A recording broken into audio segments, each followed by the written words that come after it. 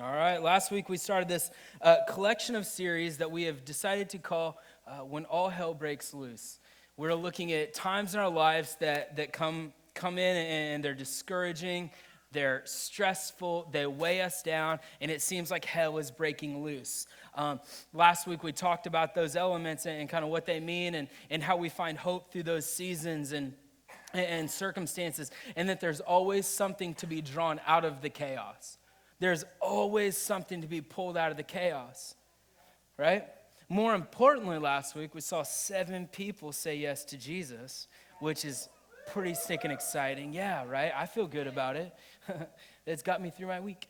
I feel good about it. The question that we have to ask ourselves, or that's drawn out of a series like this, is what happens when we say yes to Jesus, or maybe we live a life for Christ, maybe we put all of our faith and trust in God, and yet it still seems like hell is breaking loose. We still feel attacked in one way or another. Here's what I know. It doesn't matter how much you love Jesus. It doesn't matter how many times you go to church. It doesn't matter how much you pray. It doesn't matter how much you don't love Jesus or don't go to church. The attack is always coming, right? The attack is always right around the corner. We always deal with friends and family getting sick. We deal with loss and heartache. It's always coming. We battle depression and emotional issues. And at the end of the day, it usually feels like the attack is more prevalent than the victory. The attack is bigger and is heavier than the victory. So we address these things. If you have your Bible, you can flip over to 1 Peter. Throughout the series, we're hanging out in the book of 1 Peter. We're looking at this group of early church Christians that Peter is writing to. They're kind of walking through this hell breaking loose. And as a result of what's happening in their faith and in their life, they are scattered and exiled to these various providences, kind of the 4 corners of their known world. They're scattered because of the attack on their faith. And it's tragic because we can look around now in 2018 and we can see the exact same thing happen. Maybe we're not exiled, maybe we don't scatter, but what I think we do is we clam up, right? There's this attack on our faith, so as a result, we hide away. We're not necessarily running to different countries for hiding or protection, but we still fold in, right? For most of us, it's a spiritual battle, and it takes a toll on our emotions and our souls and the inside of us. But a lot of times, there's a physical battle that happens as well. Look at last week. Maybe some of you heard about it or saw, but last week there was this shooter that runs into a Jewish synagogue and kills 11 people because he opposed their religious freedom. Thank God for our religious freedom, but there's an attack on us physically as well. Last week was one of the saddest events that I have seen in my life because somebody opposed somebody's religious freedoms. See, our faith is under constant attack, whether it's a physical attack, it's an emotional attack, it's a spiritual attack. What I want to do this morning is how we, or identify some of the negative ways that we respond to those attacks. And then after that, I want to talk about how we should respond. When it comes to our negative waves, I think that here's your first fill in the blank. I think we compromise. Let me tell you this, and it dawned on me that I don't think I've ever told you this. This is just a side note, okay? This is just housekeeping. So if you download the Timberlake app, all your notes are on there too. Some of you are like, man, I don't use pens anymore.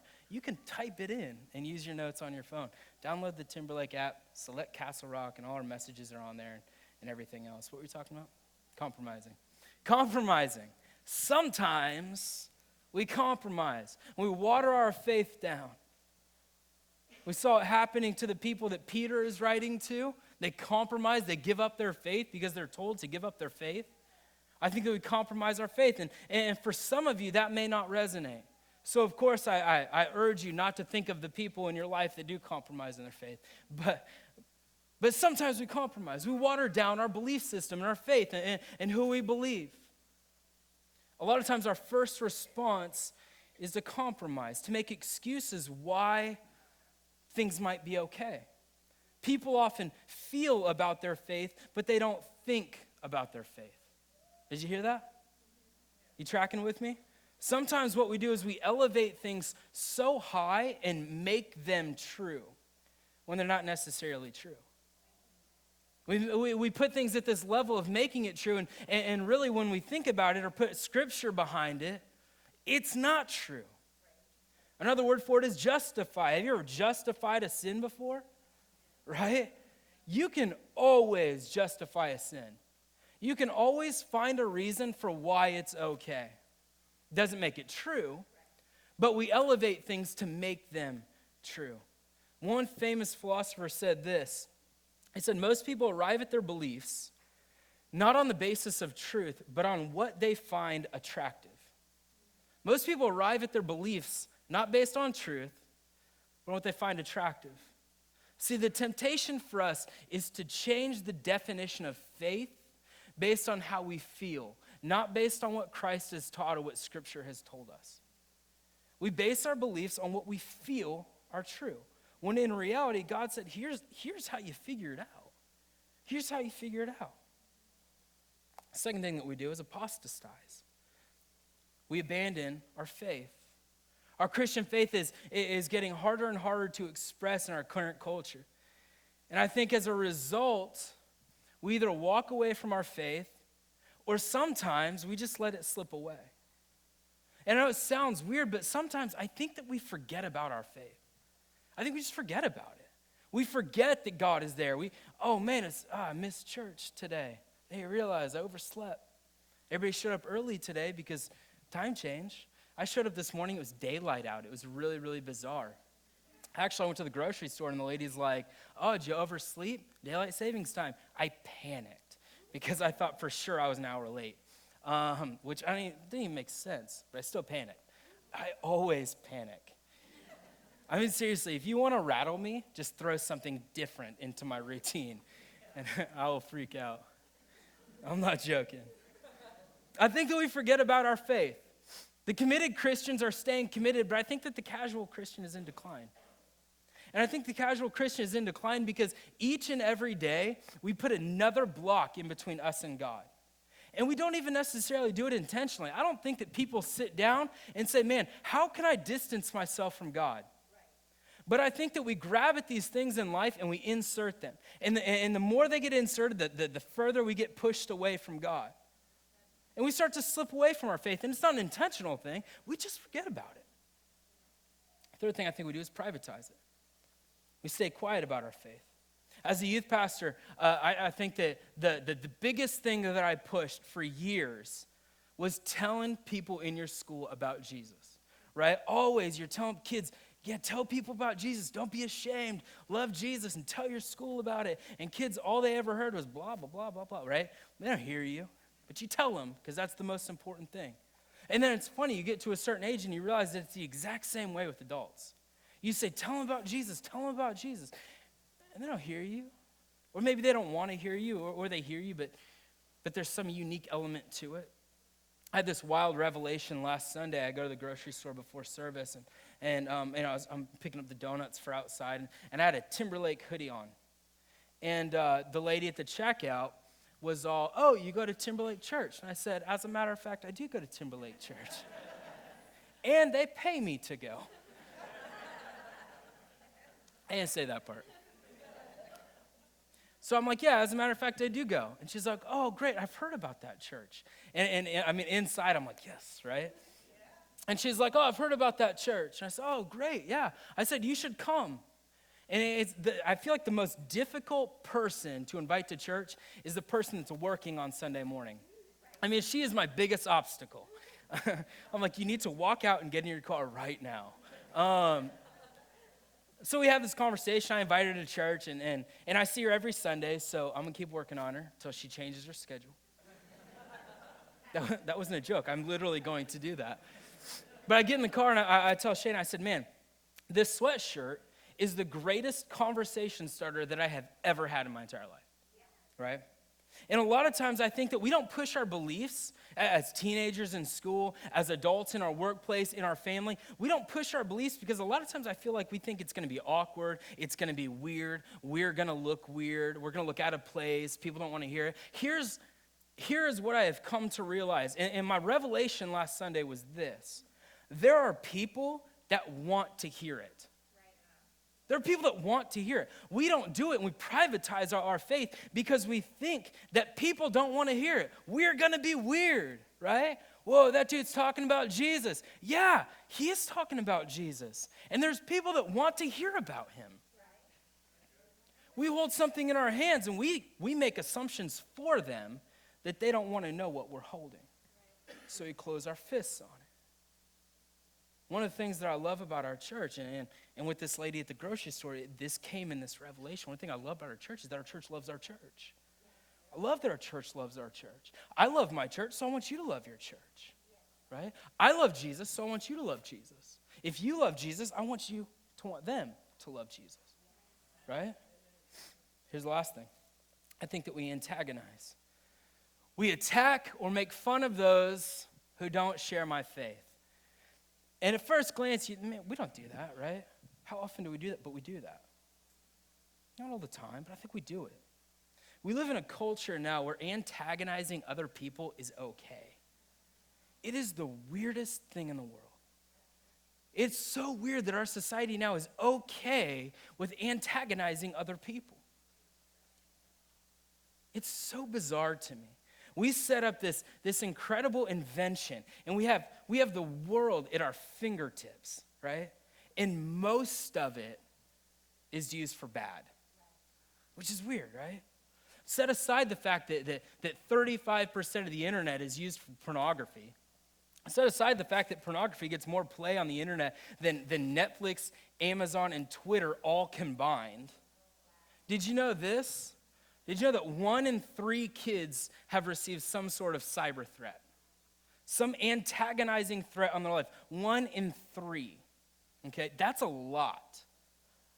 Or consider this, only 1 in 10 of them will tell somebody about it. 1 in 10 kids. That means of your 10 kids, 1 of them will tell you about a cyber threat. We live in a world where antagonizing is okay. I have no idea how we got to this point. I have no idea how we've gotten to this place where we're capable of just being mean, where it became acceptable to have this outwardly brash way of speaking to someone else. It's really, really bizarre, and we do the same thing in our faith. And maybe you're not the person at work that's yelling at people about their terrible faith, but have you made comments? Are there things that maybe shut people down on their faith, and maybe people don't believe like we believe? But our response should not be to antagonize. Our response should not be to have that outwardly negative mindset towards them. Our response should be to win them, right? Here's our response. Here's 5 things. How do we respond when our faith is under attack? You still with me? Is it heavy? Am I too heavy? Do I dance a little? It's dance, yeah. Yeah, you're good, man, but will you dance? No. I don't dance. Only when I'm alone. Here's your first thing. Here's how we respond. Don't be shocked. Don't be shocked. Don't be shocked when our faith is attacked. John chapter 16 says, in this life, you will have trouble. We talked about it last week. In this life, you'll have trouble. That's straight out of the mouth of Jesus. Straight out of the Son of God. He says, in this life, you'll have trouble. Go back to 1 Peter. Dear friends, do not be surprised at the fiery ordeal that has come on you to test you, as though something strange were happening to you. And then Peter puts it into context. In chapter 2 and verse 21, he says, to this you were called, because Christ suffered for you, leaving an example that you should follow in his steps. Do not be surprised at the fiery ordeal that has come on you to test you, as though something strange were happening. You were called to this. Trouble's coming, and you were called to it. Why? Well, let's figure it out. Most of the time in our life, our faith isn't going to cost us anything, but sometimes our faith will.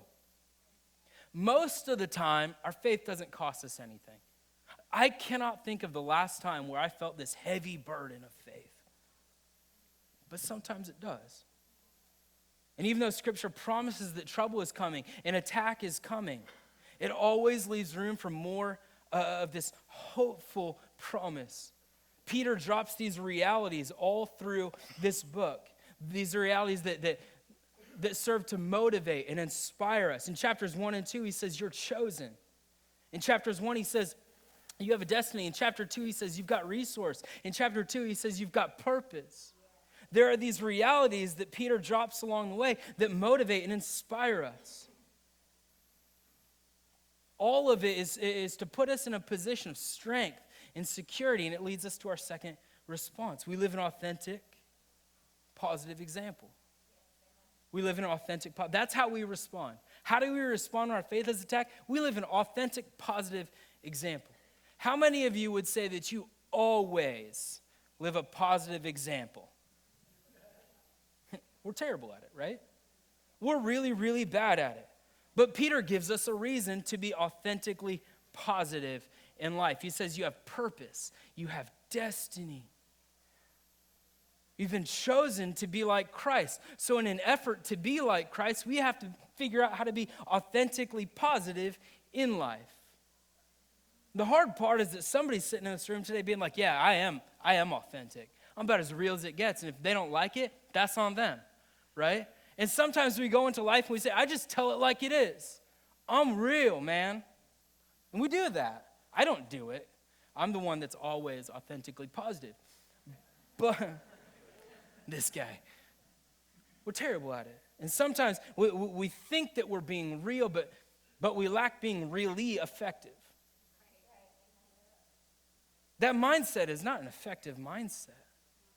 A few weeks ago, I went to pick up the girls at school, and the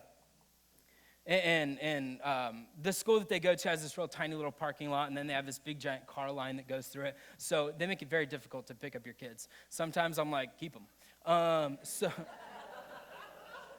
can't get in. So I go to pick up the kids, and you can't get in, so you park on the street, and I pull into this dead-end street. And I park, and I go get the kids, and we come back out, we get loaded up, and I've got to turn around, right? So I drive to the end of the street, I loop it around legally, and I drive, and I'm starting to drive up the street to get out of this neighborhood, dead-end street, right? No less than 50 yards away, there's a lady standing in the middle of the street. She's walking her kids across the middle of the road, right? Not at the crosswalk. She didn't push the button or anything, right in the middle of the street. I'm driving up the street, and she just stops in the middle of the street and stares at me, right? Her kids have gone across, and she's giving me the look, right? Like the mom look. You know what I'm talking about, moms? You know it. You employ it frequently. So this mom's giving me the look. And I mean, she's staring, and I'm serious. I am at least 50 yards away, and I'm going 8 miles an hour. And she's just staring me down. And here's the thing. I'm just having one of those days. I'm just having one of those days, right? So I think, no, not today, ma'am. Not today, right? And I stop the car, and I put my window down, and I'm like, not today. And then I hear this still small voice creep into my head and say, you're a pastor in town. And then it says, your kids are watching, but more importantly, you're a pastor in town. So I take a deep breath, but my window is down at this point. And I say, excuse me, ma'am, what's the issue? And maybe I was a little sarcastic at the time, I don't know. And here's the thing, she was mad because she could hear me accelerating. She's walking her kids across the street, and she could hear my vehicle accelerating. My issue with this situation is, A, I'm at least 50 yards away from her, and the street is only 15 feet wide. The other thing is I'm going 8 miles an hour. If I wasn't accelerating, we live in Washington, I'm going uphill. If I wasn't accelerating, I would literally be driving away from my destination. I was very annoyed with the situation, and the conversation did not go how I wanted it to go. It did not go how I wanted it to go, and everything ended fine, right? We're best friends now. And it did not go how I wanted it to go. But the way that we react and we respond to the world around us dictates how people see us and ultimately see Christ in us. Peter says this, I urge you as aliens and strangers in this world to abstain from sinful desires, which war against your soul. Live such good lives among the pagans that though they accuse you of doing wrong, They may see your good deeds and glorify God on the day he visits. Let me break that down real quick. This isn't part of your notes. This is just a side note. Abstain from sinful desires because they war against your soul. They war against your soul. Your soul is on the line. Live such good lives among the pagans that though they accuse you of doing wrong, they may see your good deeds and glorify God. People are looking at you and potentially seeing Christ in you.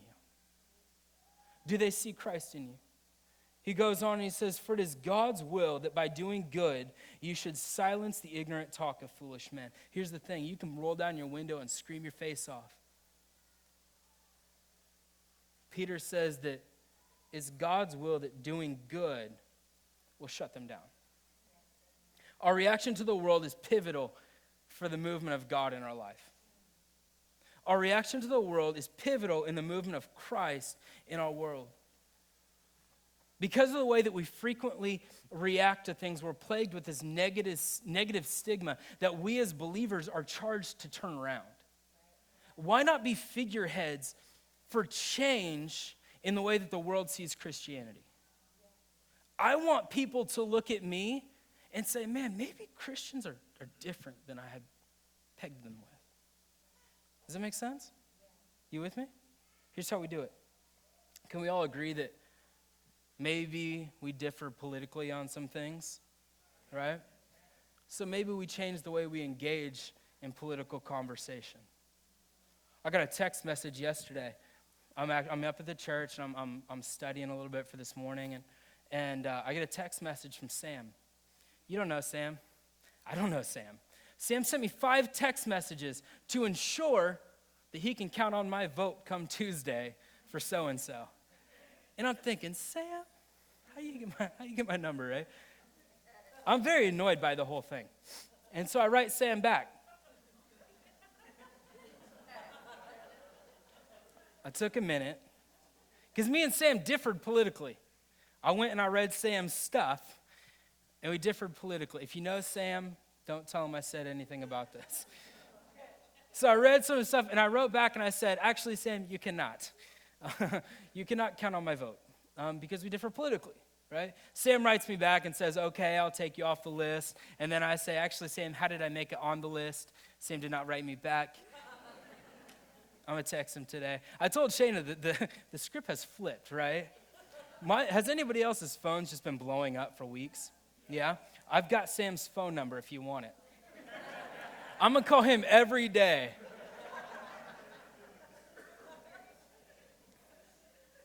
Consider the way you engage politically. Consider the way that you speak about various races and ethnic backgrounds. Consider some of the words that are coming out of your mouth.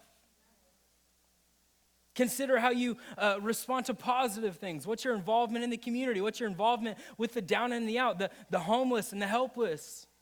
Our Christmas project as a church will revolve around coats and shoes. I hope that you will play a part in our church keeping our community warm and dry this winter. We'll start that up. You'll hear more about it soon. What if we encounter people and they immediately knew in us that Christ was at the center? What if our faith created a curiosity in people and it drew them in? Could you imagine the impact that we would have if people saw Christ in us first? Could you imagine the impact that our actions would have if we played a part in their understanding of who Jesus was? If they looked at us and the only place that they saw the cross was in us. We bear the cross. We bear the resurrection. We bear salvation. And somebody needs to look at us and see that. Here's number 3. I'm going to fly through this because we got lunch to have. We got a missions trip meeting in like 5 minutes, so I got to hurry. Here's number 3. We work positively within our current reality. This part's difficult. Peter says this: submit yourself to the Lord for the Lord's sake to every human authority. Kids, submit to your parents. Employees, submit to your bosses. Citizens, submit to your government. He later says, show proper respect to everyone. Love the family of believers. Fear God. Honor the emperor. Accept the authority of your masters with all respect. That's a tough one. Here's the 4th thing. We respond in the opposite spirit. He says in chapter 2, he says, when they hurled insults at him, he did not retaliate. When he suffered, he made no threats. Instead, he entrusted himself to him who judges justly. The opposite spirit says, I won't give you what you deserve. Has anybody ever been hurt by someone? Has anybody ever just wanted to really give it to them? The opposite spirit says we don't get to do that. When they hurled insults at him, he did not retaliate. That is the opposite of what he should not, or that he should have done. By human standards, when they hurl insults at you, you insult them back. All right? That's what we do. The hard thing is that as a church, we look at this passage, and when they hurled insults at him, who's Peter talking about? He's talking about Jesus. So we look at passages like this and we say, man, yeah, of course he didn't hurl insults at him. He's Jesus. Jesus wouldn't do that, but I'm not Jesus. And I think that Peter foresaw that. So he puts a punctuation on chapter 2 and he goes on to chapter 3 and he says, don't retaliate with insults when people insult you. Instead, pay them back with blessing. That is what God has called you to do, and he will bless you for it. We insult God every single day, and God just loves us more. We insult God every day, and God simply blesses us. He pays us back with blessing. And when it falls into our laps, we're to do the same. He says, pay him back with blessing. That's what I've called you to do. Here's the fifth thing. We seize the opportunity to introduce transformational truth. When our faith is attacked, we seize the opportunity to give somebody truth. In chapter 3, it says, always be prepared to give an answer to everyone, but do this with gentleness and respect. If you want God to bless your life, you need to care about the things that God cares about. You know what God cares about? People. God cares about people. People matter to God. Here's what I want to do. Let's do a little exercise just to solidify this, okay? Look at the person next to you. Physically look at the person next to you. That person matters to God. Look at the person on the other side of you. You know where I'm headed with this? That person matters to God. Let me throw a curveball at you. You with me? Look at the person behind you. That person matters to God. Oh, that got him going. People matter to God, and there are people all around us. To the left, to the right, behind us. Not in front of you because I didn't do that one. There are people all around us, and those people matter to God. And God is saying, you need to care about those people. Seize the opportunity for the people in your life to introduce some sort of transformational truth to them. Our job is to love people so deeply that we show and we offer them this truth, because the transformational truth will set them free. The truth that we hold in our hands will set them free. It's what sets them free, and it's what sets us free from this concept of hell breaking loose in our life. Hell's grip is so incredibly strong in our life, but I believe that God's hand is so much stronger. You know when you're fighting as kids and your sibling wraps their hand around you and then you just peel their fingers back? That's how I picture heaven when hell grabs a hold of us. Because hell's grips are not that strong. We feel like it's strong, but God is like, nope. Introduce something in somebody's life. Care about God so much that you care about the things he cares about. God cares about people. Care about people. Come on and pray.